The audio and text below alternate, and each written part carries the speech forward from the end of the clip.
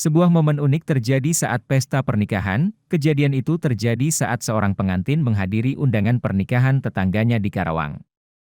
Kejadian itu diunggah oleh akun TikTok Syahrul Ramdhani 375 pada Senin, 3 Juli 2023.